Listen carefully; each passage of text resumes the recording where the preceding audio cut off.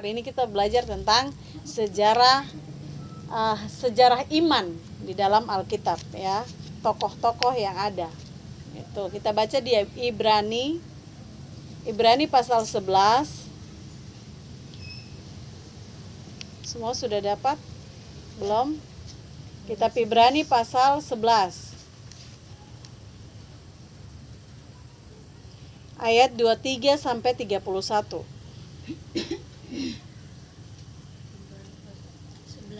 Ibrani pasal 11 ayat 23 sampai 31. Kita baca sama-sama ya. Sudah dapat semua? Amin. Amin ya. Sekali lagi Ibrani pasal 11 ayat yang ke-23 sampai 31. Hitungan ketiga kita baca bersama-sama. 1, 2, 3. Karena iman maka Musa setelah ia lahir disembunyikan selama 3 bulan oleh orang tuanya karena mereka melihat bahwa anak itu elok rupanya dan mereka tidak takut akan perintah raja. Karena iman maka Musa setelah dewasa menolak disebut anak putri Firaun. Karena ia lebih suka menderita sengsara dengan umat Allah daripada untuk sementara menikmati kesenangan dari dosa. Ia menganggap penghinaan karena Kristus sebagai kekayaan yang lebih besar daripada semua harta Mesir, sebab pandangannya ia arahkan kepada upah. Karena iman maka ia telah meninggalkan Mesir dengan tidak takut akan murka raja. Ia bertahan sama seperti ia melihat apa yang tidak kelihatan. Karena iman maka ia mengadakan Paskah dan pemercikan darah supaya pembinasa anak-anak sulung jangan menyentuh mereka. Karena iman maka mereka telah melintasi Laut Merah sama seperti melintasi tanah kering, sedangkan orang-orang Mesir tenggelam ketika mereka mencobanya juga. Karena iman maka runtuhlah tembok-tembok Yeriko setelah kota itu dikelilingi 7 hari lamanya.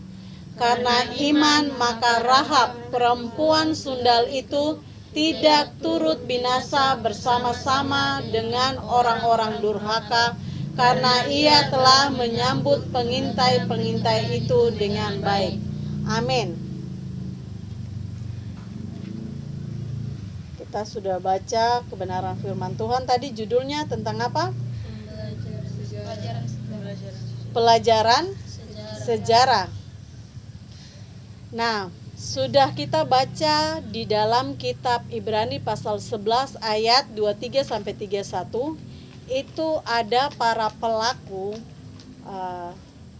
iman di dalam kitab yang sudah kita baca tadi.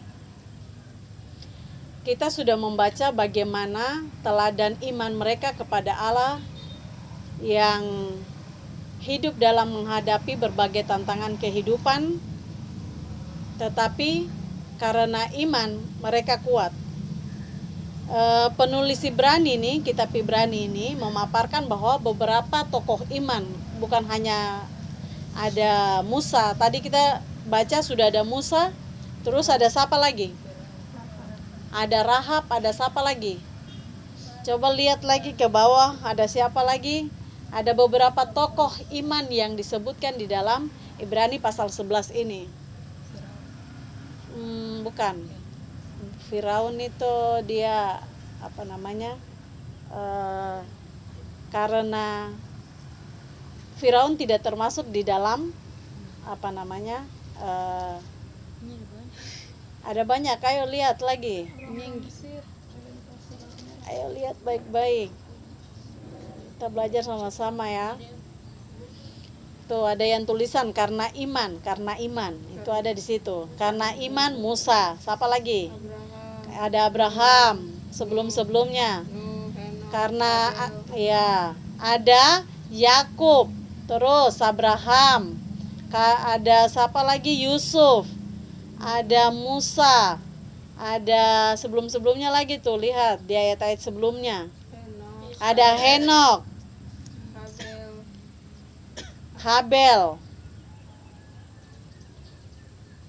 Ada beberapa di situ. Ayat 4, 1 Habel, 2 Henok, 3 Nuh, 4 Abraham. Ayat 8. Lanjut lagi, siapa lagi? Sarah. Tidak. Bukan. Abraham. Siapa lagi? Ishak, 6. Yakub, 7. Ayo, siapa lagi? Ayat 22. Yusuf, 8. Habis itu selanjutnya Musa dan ada lagi Rahab. Tadi kita baca ya. Rahab berarti ada 10. Sementara yang kita lihat di situ ada 10 tokoh yang hari ini kita lihat teladannya, teladan iman. Karena kalau lihat di situ karena iman maka Abraham mempersembahkan siapa? Ishak. Karena iman si Musa bikin apa tadi yang sudah kamu baca? Ayo, biar Kavani tanya gini biar kamu mengerti tidak yang kamu baca. Karena iman Musa apa?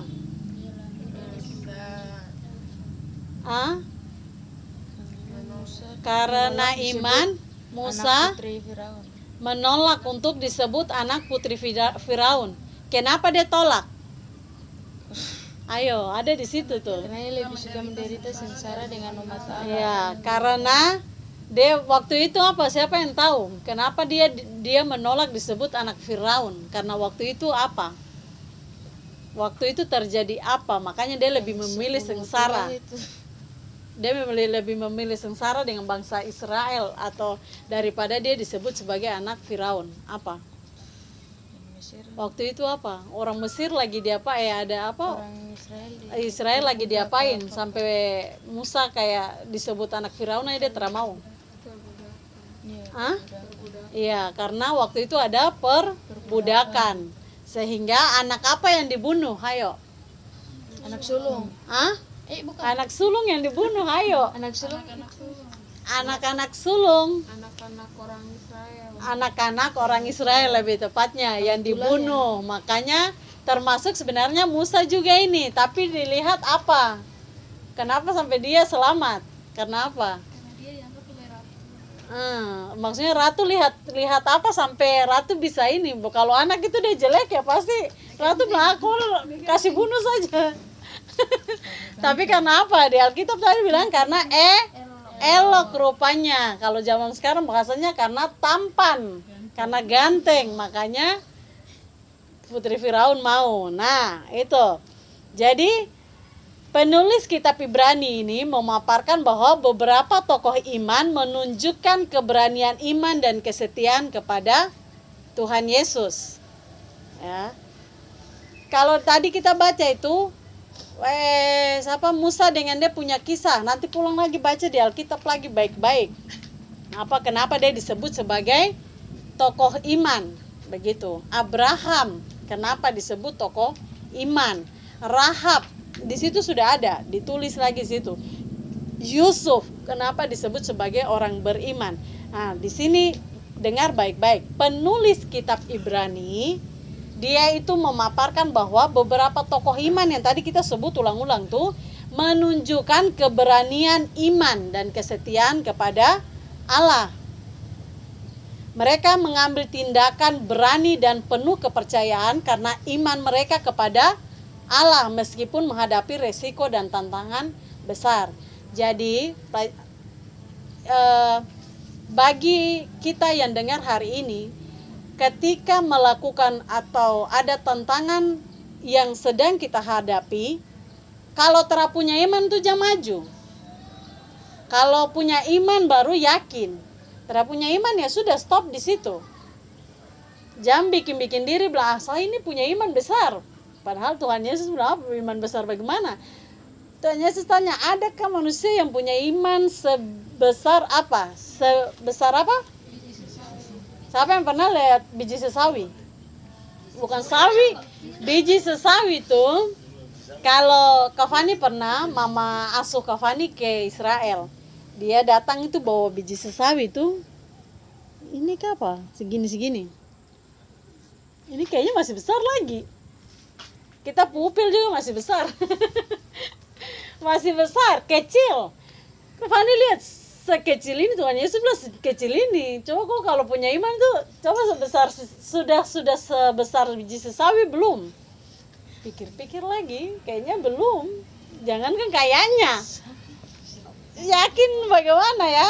Itu waktu itu. Jadi sekarang kita belajar bersama-sama. Nah, orang yang punya iman itu berarti dia kalau mengambil suatu tindakan harus berani dengan dan juga penuh kepercayaan. Tapi jangan terlalu percaya diri. Percaya diri berlebihan itu nanti celaka. Kalau percaya berlebih kepada Tuhan, nah itu jalannya betul sudah. Tersalah-salah lagi. Nah, balik lagi ke firman Tuhan. Sebagai orang Israel, orang tua Musa itu memilih menyembunyikan dia pada saat ada perintah dari Raja Mesir untuk membunuh bayi laki-laki Israel. Ya, khususnya seperti tadi Stefanus tanya ke kamu.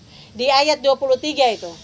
Teladan iman ini kemudian membuat Musa berani meninggalkan istana Firaun dan memilih untuk menderita bersama siapa tadi? Di ayat yang kamu baca, ayat 24 tuh. Bersama umat Allah daripada menikmati kesenangan sementara di mana? Di Mesir. Nah, Musa memimpin bangsa Israel keluar dari mana waktu itu? Dari Mesir,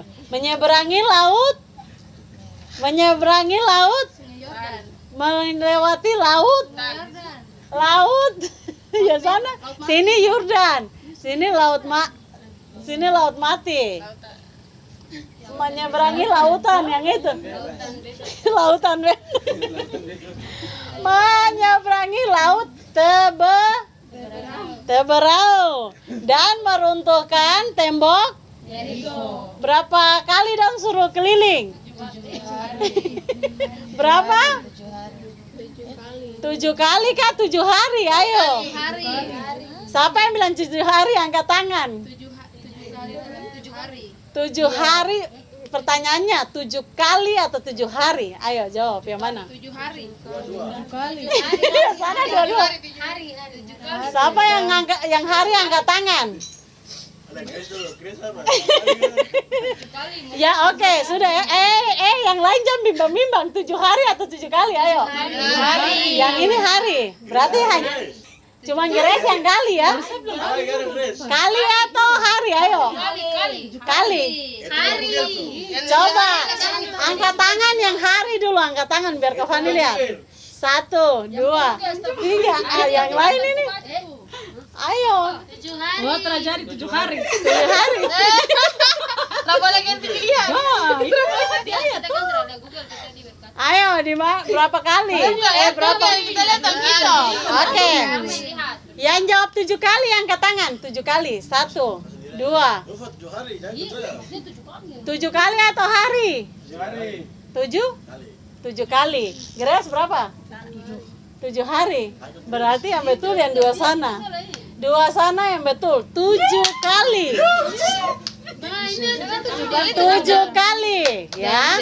Kalau 1 hari itu kelilingnya itu 7 hari. Selama 7 hari. 1 hari, dengar ulang-ulang kapan? 1 kali 13 kali. Selama 7 hari. Berarti tadi pertanyaan ke Fani apa? Berapa kali? Berapa kali putar? Berapa? 7. Berarti 13 dikali 7 minggu. 7 kali 7. 13 kali 7. Yang benar itu 13 kali dalam 1 hari. Kalau kamu hitung selama 7 hari itu baru dikalikan jawabannya. Nah, oke, lanjut. Itu tadi Musa memimpin bangsa Israel keluar dari Mesir. Yang pertama, menyeberangi laut Teberau ya. Lalu yang ketiga, meruntuhkan tembok ya. Nah, Itu adalah Kafani tanya kalian, selama dia bersama dengan bangsa Israel itu, kira-kira itu tantangan tidak? Membawa mereka keluar, terus membawa mereka menyeberang Laut Tiberau, terus mereka keliling apa? Tembok Yeriko itu. Ada tantangan tidak yang dia hadapi? Atau berjalan lurus-lurus saja? Hah? Coba sebutkan tantangannya apa? Ayo. Tantangan. Sudah pasti dimusuhi oleh rakyat orang Mesir. Sudah pasti dimusuhi oleh orang Mesir, ya, atau Firaun sendiri yang menolong, bisa dibilang tolong dia. Oke. Yang lain apa lagi? Masalah atau tantangan yang dihadapi. Lebih ke iman ya, sampai bikin dia mungkin menyerah atau apa begitu apa? Tadi Nona itu sudah masuk ke ujian iman yang benar-benar kalau orang Firaun dengan segala segala kuasanya dan rakyat yang dipimpinnya memusuhi dia, itu juga itu adalah tantangan berat. Lalu apa lagi? Ayo, coba diingat-ingat. Hah? Jawab saja yang kamu tahu tentang kisah daripada Musa. Apa lagi? Perjalanan berat. Perjalanan kayak jalan kaki nih. Sekarang yang kita naik mobil, ya. Tantangan adalah berjalan kaki bersama dengan bangsa Israel. Dong waktu itu dikejar kah tidak? Jalan itu. Sejalan baru buru-buru bawa orang banyak lagi. Mending saya jalan sendiri biar cepat-cepat langsung daripada dengan orang banyak. Nah, itu tantangan lagi. Apa lagi tantangannya? Dilempari. Musa pernah dilempari sama siapa? Ayo. Terada makan, terada minum. Itu tantangan berat lagi. Tuhan terada makan satu hari ini bawa bangsa besar, bangsa yang banyak loh. Baru terada makan minum itu mulut satu mau tutup, belum yang sana, belum yang ini. Nah, itu tantangan lagi. Apa lagi? Ayo. Dia dihianati juga. Dihianati. Dia naik berdoa di gunung tapi iya. Israel di bawah. Itu lagi coba. Itu tantangan berat kah tidak? Suruh kau disuruh Tidak ada yang mendengarkan. Grace, Ebi, Otis. Kamu percaya ke Tuhan Yesus? Tuh percaya Kafani percaya. Kafani pergi begini dan aduh, ini pohon ini kayak dia dapat menyelamatkan saya kak, bisa kasih keluar makanan kak, apa kak. Nah, tapi itu contoh ya yang dihadapi oleh bangsa Israel. Musa itu ketika dia naik, bangsa Israel dong pergi bikin apa tuh, patung lagi toh, untuk dong pergi sembah lagi. Lalu apa lagi? Tantangan lagi apa? Ayo, tantangan yang dihadapi lagi apa? Adalah mulutnya orang Israel. Hari ini tuh yes, puji Tuhan, Tuhan kau baik sekali hari ini saya nih, mana turun dari surga nih, barang turun dari atas langsung kasih kamu makan. Tapi ada syaratnya toh, waktu kamu keluar itu jam segini untuk ambil makanan itu, lebih dari itu kamu tidak boleh ambil. Nah, itu ada syaratnya. Tapi masyarakat ke bangsa Israel ke semangat toh, ambil, yes hari ini Tuhan kasih berkat. Musa kau andalan, kita berdoa begini Tuhan kirim. Tapi besok lagi sudah bersyukur kah bersungut. Nah, itu tantangan-tantangan yang dihadapi oleh Musa. Nah, lanjut. Ada lagi tadi cuma 2 yang sebutkan toh. Ada Musa dengan perempuan tadi apa? Seorang perempuan tuh dia nama siapa? 31. Nah, Rahab seorang sundal atau seorang perempuan, seorang pelacur gitu ya, yang diluputkan dari peristiwa runtuhnya tembok Yeriko. Nah, yang menyatakan bahwa kalau ayat 30 atau 31, coba baca yang keras, 1, 2, 3. Karena iman maka Rahab perempuan sundal itu tidak turut binasa bersama-sama dengan orang-orang durhaka, karena ia telah menyambut pengintai-pengintai itu dengan baik. Iya, siapa yang tahu ceritanya Rahab? Kenapa? Wah, ini kita harus mulai ulang ini untuk ajar kamu lagi nih. Iya. ketika tembok Yeriko itu sudah hancur, pengintai-pengintai yang disebutkan dalam Alkitab adalah itu malaikat-malaikat Tuhan yang datang ini. Dorang menyerupai seperti manusia untuk datang melihat tembok bukan kerusakan sih, suasana hancurnya tembok Yeriko itu. Dan saat itu mereka bisa dibilang terjadi peperangan atau apa begitu, dan perempuan ini menyelamatkan mereka, kayak bilang, mari kamu masuk sana, ada kekacauan tuh, cepat-cepat kamu masuk ke dalam rumah. Nah, dia diselamatkan karena harusnya dia tidak usah mempercayai orang-orang yang datang, karena ini orang baik kah tidak kah kita tidak tahu tuh. Tidak mungkin di kekacauan begitu baru orang kau datang, masuk dalam satu rumah biar kau aman. Tidak mungkin kan begitu. Paling yang ada kau menjaga kau berdiri di dalam rumah, tapi dia memberi rumahnya untuk dipakai untuk mereka untuk berlindung dari kekacauan yang terjadi. Makanya dia diselamatkan. Kalau dia saat itu tidak melakukan atau melihat iman, atau bukan melihat iman, lebih tepatnya mempercayai orang-orang itu. Nah, coba kamu baca di Ibrani pasal 11 tadi tuh ayat 1 yang keras. 1, 2, 3. Iman adalah dasar dari segala sesuatu yang kita harapkan dan bukti dari segala sesuatu yang tidak kita lihat. Nah, itu adalah yang dilakukan oleh seorang pelacur ini yang bernama Rahab. Nah, banyak hal yang di sejarah iman di dalam Alkitab, tokoh-tokoh yang sudah memberi teladan kepada kita untuk kita pelajari. Di antaranya yaitu Musa dengan berbagai tantangannya. Kalau bisa dibilang lebih baik pertama awal-awal dia dipilih kan, dia bilang apa? Tuhan, kau pilih kakak saja. Dia kakak namanya siapa? Kakaknya Musa. Harun. Namanya Harun. Yang perempuan namanya Meriam. Ya. Dia bilang lebih baik kau pilih Harun saja. Santra bisa bicara kah Tuhan? Maksudnya apalagi mau ada tuh kayak Kak Fani bilang gini, Heti besok kau yang pimpin. Aduh Kak Fani saya tidak bisa. Saya kayak tidak bisa dengan orang banyak begitu. Nah ada kan biasa, jangan saya, kasih yang lain, itu Nona saja atau Grace saja. Itu yang dilakukan oleh Musa saat itu. Tapi Tuhan bilang tidak, kau yang saja, kau maju, nanti saya tuntun kau terus. Itu Tuhan bicara begitu. Berjalannya waktu, kalau bisa dibilang, dia bisa saja bilang, Tuhan, bangsa ini nih, kau yang suruh saya baru, masa saya pergi, habis itu dong terlalu kepala batu kah? Harusnya kan Tuhan bilang, saya tuntun kau, berarti jalan mulus saja toh, mulus saja. Kenapa Tuhan kasih lagi dengan bangsa Israel yang tongsu tolong, baru ada mulut besar lagi.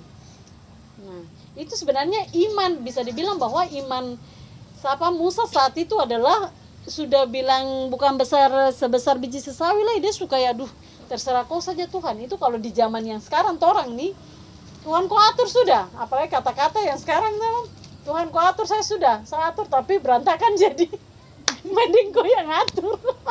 Kalau sekarang kan tinggal tulis di Facebook saja begitu loh. Kalau dulu Musa, aduh, ini sudah bangsa kayak begini, ini kita kasih tahu telinga ini tembus kan tidak kan, cuma sampai sini kayak keluar lagi kan. Nah, hal-hal begitu yang dihadapi oleh Musa. Tapi lihat tantangan yang dia hadapi, persoalan yang dia hadapi. Dia mau menyerah tapi karena Tuhan bilang, yo, saya tolong kau. Jadi ya sudah bilang, yo, terserah Tuhan saja. Tuhan yang atur, saya ikut Tuhan saja terus. Nah, itu yang dilakukan oleh Musa dengan tindakan. Musa dia berserah dengan dia melakukan sesuatu. Dia berani untuk bertindak. Kalau orang ini sekarang sudah punya iman, ini koreksi untuk kita juga semua. Tera punya iman, mau berdiri sok-sokan hadapin tantangan yang mungkin orang tua punya, tapi tong yang ambil alih, kayak tong bisa. Padahal tong tidak bisa juga. Sutra punya iman, sutra berani, tapi mulut bilang iyo.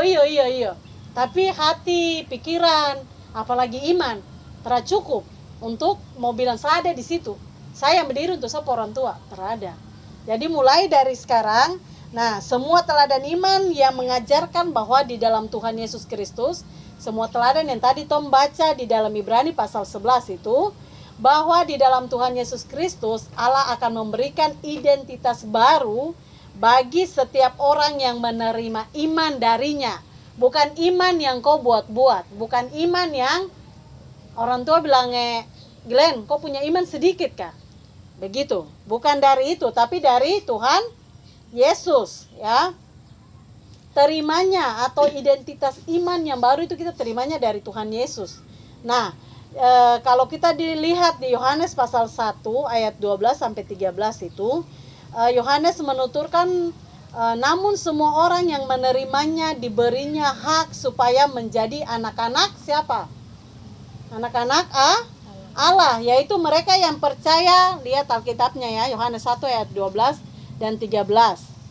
Nah, namun semua orang yang menerimanya diberinya hak supaya menjadi anak-anak Allah, yaitu mereka yang percaya dalam namanya, mereka yang dilahirkan bukan dari darah atau dari hasrat manusia, bukan pula oleh hasrat seorang laki-laki, melainkan dari Allah.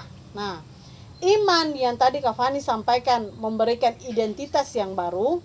Iman yang memberi identitas sebagai umat Allah ini akan memberikan kekuatan kepada para pelakunya.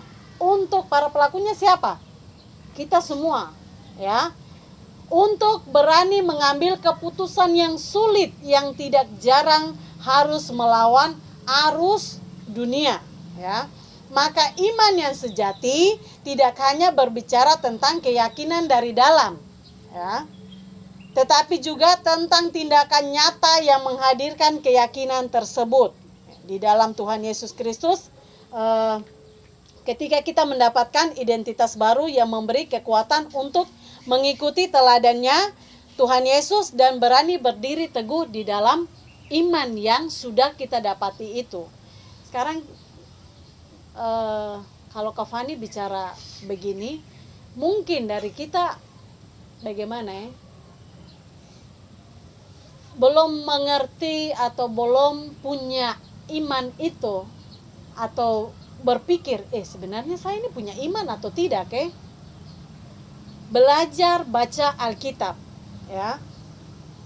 Kak Fani harap sih kalian pulang di rumah atau sebelum beristirahat, Ibrani pasal 11 ini kamu baca untuk memahami bagaimana para tokoh Alkitab ini, mereka yang sudah lebih dulu daripada kita, mereka memberikan teladan iman itu kepada kita dengan hal-hal yang mereka sudah hadapi atau tantangan, rintangan yang sudah pernah mereka hadapi. Itu yang mereka sampaikan kepada kita. Baca dan pahami dan koreksi dalam diri. Saya sudah punya iman kah belum? Ingat-ingat lagi. Oh, dulu mungkin ini yang dikatakan iman kah apa? Saya kemarin nih hadapi sesuatu, atau misalkan ban kempes lah, atau mungkin tidak punya uang, tapi berdoa, Tuhan saya yakin hari ini saya dapat uang 100.000. Begini kok jalan, mungkin kok selupa dengan kau berdoa, kau dapat. Atau mungkin ketika kau lagi dalam kesulitan, hadapi sesuatu yang tidak mungkin bagi kau, tapi kau berdoa. Atau mungkin kau cuma bilang, Tuhan, kalau orang lain tolong, saya juga kah? Orang itu berarti dia punya dia dapat pertolongan, berarti kan saya juga. Saya percaya ke kau bicara begitu saja, hari itu juga kau bisa dapat. Itu adalah bagian dari iman yang kau yakini. Asal jangan kau berpikir begitu, meyakini begitu, tapi habis itu kau bertindakan, saya pinjam 100 dulu kah? Itu lain Jangan langsung kau bilang bahwa, oh iya tadi saya berdosa beriman toh, saya pergi minta di jadi kasih saya langsung 100.000. Tidak begitu ya. Itu kau tindakan di luar daripada iman. Iman itu berarti kau berdoa, meyakini dengan full, tapi kau tidak tahu dapatnya dari mana. Itu. Kalau kau tahu dapatnya sudah pernah pergi pinjam di sini, pinjam di sana, baru kau sudah cuman bicara begitu baru datang, ada, itu tidak. Ya, tapi kalau kau percaya sungguh-sungguh, kau yakini bahwa kau akan dapatkan Itu datangnya dari Tuhan ya, bukan datang dari manusia ya. Tuhan pakai siapa saja untuk memberkati kita. Begitu. Lain cerita kalau yang Kak Fani sudah sampaikan tadi itu. Sudah berharap kepada manusia dulu. Berharapnya itu, makanya firman Tuhan tadi bilang apa? Harus percayanya kepada Tuhan. Ketika identitas iman baru itu kau pulang, kau baca dan kau yakini. Firman Tuhan itu yang hidup di dalam kau, bukan manusia kata-kata yang hidup di dalam koya. Kalau kata-kata manusia yang hidup di dalam koya, contohnya seperti Musa tadi. Lebih baik dia hidup seperti biasa saja daripada dia dengar apa kata Tuhan. Tuhan itu kadang kayak putar-putar kamu ke sana ke sini, tapi dia mau dapati adakah iman itu di dalam hati kamu masing-masing. Juga kepada Kak Fani. Ya, Kak Fani bicara begini bukan berarti Kak Fani juga sudah suci, sudah lakukan firman Tuhan dengan apa lebih dari pendeta-pendeta lain, tidak. Kak Fani juga tidak punya gelar pendeta, tapi kita belajar sama-sama tentang firman Tuhan hari ini. Sekian firman Tuhan hari ini.